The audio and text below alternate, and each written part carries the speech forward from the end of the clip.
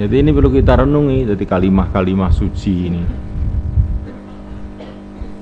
Yang zahirnya kalau kita ucapkan ya tidak tampak apa-apa. Tapi kalau dilihat dari alam ghaib, oh ini perkara besar, ya. Perkara besar. Akan menjadi sebabnya geraknya para malaikat, malaikat pada istighfar untuk orang yang mengucapkan kalimah-kalimah tersebut. Kalimah tersebut akan menjadi makhluk-makhluk suci yang berputar di sekitar aras, membaca tasbih mengagungkan Allah, dan pahalanya adalah untuk yang mengucapkannya, sebagaimana hadis-hadis yang sebelumnya. Nah, kita harus yakin begini ini. Ini kita belajar berpikir secara iman, berpikir secara iman.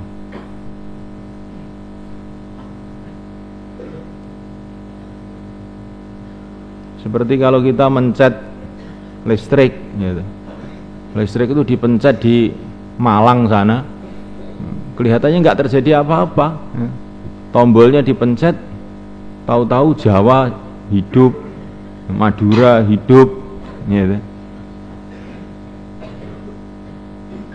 Kan setrum listrik nggak bisa dilihat toh, nggak bisa dilihat.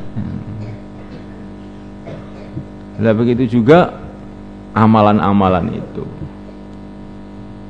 Kita buat di sini, nanti di akhirat itu terjadi perubahan-perubahan tidak karu-karuan sebab amalan itu. Tanah-tanah surga yang kosong menjadi ditanami, gedung-gedung menjadi terbentuk, gitu. Malaikat-malaikat istighfar untuk kita, gitu. Masya Allah. Jadi begitu kita buat amal ini, terjadi perubahan-perubahan, pembangunan besar-besaran di akhirat sana. Dan akhirat itu sekarang itu sudah ada, di tempat yang kita belum tahu. Yang kita amal itu dengan penuh kesungguhan. Begitu juga amal keburukan. Amal keburukan kalau kita buat, ya di alam ghaib sana terjadi api, terjadi kalajengking, terbentuk azab, terbentuk malapetaka, terbentuk penyakit, terbentuk segala macam kesusahan, terbentuk sebab amal-amal yang buruk tadi.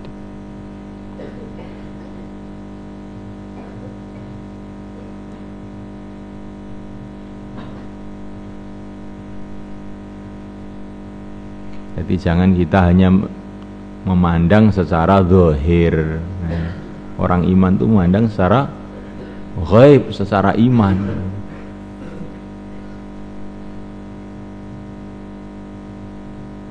Namanya racun. Racun itu kadang-kadang warnanya sama juga dengan obat. Ya enggak? Racun itu kadang-kadang warnanya sama dengan obat, sama dengan gula, sama dengan makanan. Tapi kita dikasih tahu sama orang ini racun, kita nggak berani makan kan?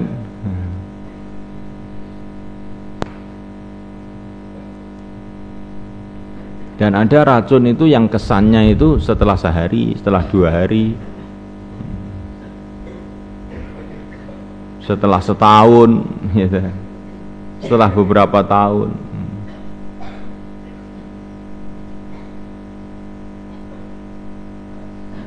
Makanya dokter mengatakan bahwa ini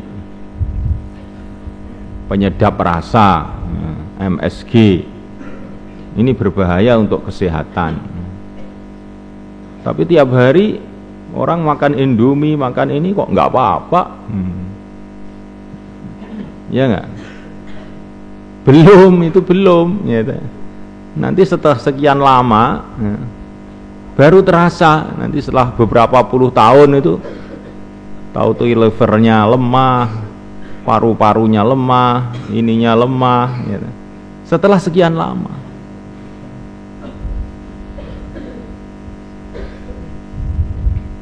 Seperti iklan rokok ya. Rokok bisa membuat impotensi, serangan jantung, macam-macam, cacat janin ya. Saya ngerokok terus enggak apa-apa, malah sehat. Yang enggak ngerokok malah batuk-batuk ya. Ya. Terus ngerokok ini belum memang ya. Setelah sekian lama ya, sekian puluh tahun lah paru-parunya mulai mengkerut. Nah, baru terasa, oh betul gitu. Nah, amal keburukan itu juga begitu itu. Walah, saya amal keburukan ya enggak apa-apa. Kamu tunggu ya.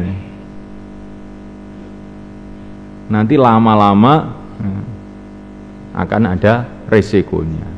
Seperti orang nimbang, ngerti orang nimbang? Timbangan di pasar kalau kamu beli apel atau beli buah itu loh, ditaruh di 1 kilo, kasih apel 1 nggak bergerak, 2 nggak bergerak, 3 nggak bergerak, begitu 5 baru bergerak, jumplang ya. Jadi kalau baru dikasih apel 1 nggak tampak, akibatnya itu nggak tampak, padahal sebetulnya itu sudah mulai ada beratnya. Kasih apel 2 juga belum tampak, padahal itu sudah mulai tambah beratnya lagi. Lah tampaknya itu setelah apel ke-5 baru jeglek ya. Lah keburukan kebaikan itu seperti itu. Orang berbuat kebaikan, kelihatannya belum ada hasilnya, sebetulnya sudah ada hasilnya tapi belum tampak ya. Tapi kalau terus tahu tuh jeglek, tampak hasilnya. Di Nabi dakwah sekian lama, pertama belum tampak hasilnya, setelah 13 tahun jeglek, tolak al-badru alaina ya. Keburukan juga begitu. Orang nakal itu kelihatannya nggak apa-apa, malah alhamdulillah saya kemarin bolos, Ustadz nggak tahu. Apa nih Ustadz kacangan ya. Nggak tahu, saya lebih pinter dari dia ya. Saya bisa menyelinap saya ya. Seperti ular ya. Belum, nanti kalau jadi gebuki orang satu kampung baru terasa kamu ya. Jadi keburukan itu satu saat tuh ada akibatnya, ini kamu perhatikan betul. Kalau tidak di dunia, di akhirat lah, ini yang lebih gawat lagi ya.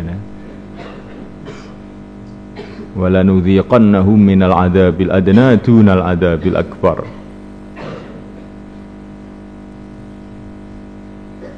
Adzabul adna itu dunia, adzabul akbar itu akhirat. Jadi di dunia pun keburukan itu pasti ada risikonya sebelum di akhirat. Cuman kadang-kadang risiko itu tidak cash ya, sehingga orang itu tertipu, alah nggak apa-apa ya. Begitu juga kebaikan itu mesti ada hasilnya dunia akhirat. Tapi kadang-kadang ini tidak cash, sehingga orang jadi berhenti di tengah jalan, kok nggak ada hasilnya ya.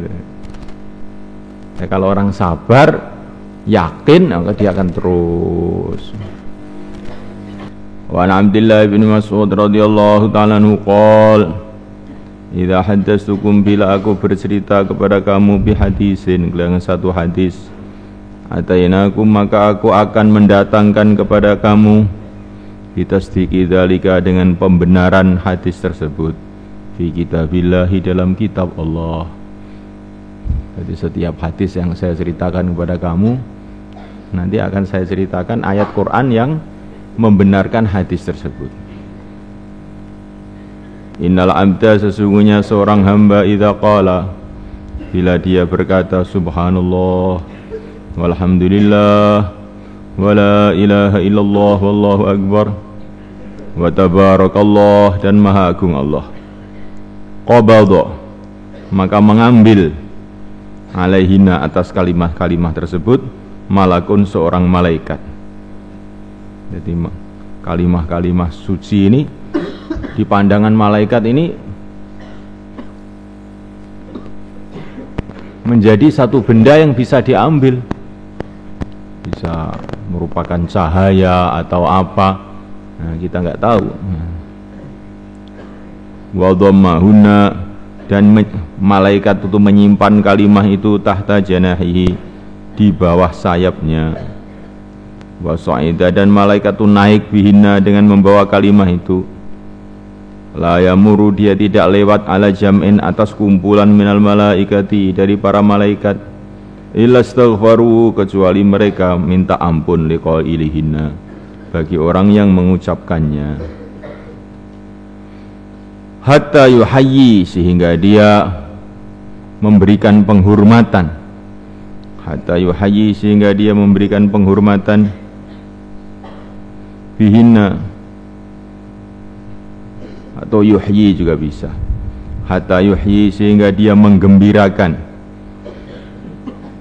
atau menghaturkan gitu. Menghaturkan dengan kegembiraan. Hatta yuhyi, sehingga dia menghaturkan bihinna, maksudnya melaporkan bihinna, dengan kalimah tersebut, wajah Rahman.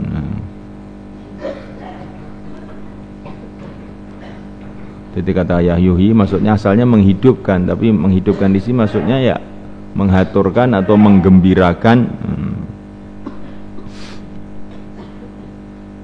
atau melaporkan. Hatta yuhyi, sehingga dia menggembirakan bihina, dengan kalimah tersebut, wajhar Rahman, zat yang maha Rahman. Tsumma kemudian membaca Abdullah, ilaihi yas'adul kalimut thayyib wal amalus salih yarfa'u. Ilaihi, kepada Allah, yas'adu, naik, al kalimut thayyibu, kalimah yang baik, wal amalus salih, dan amal yang baik, yarfa'u, mengangkat kepada kalimut thayyib tersebut.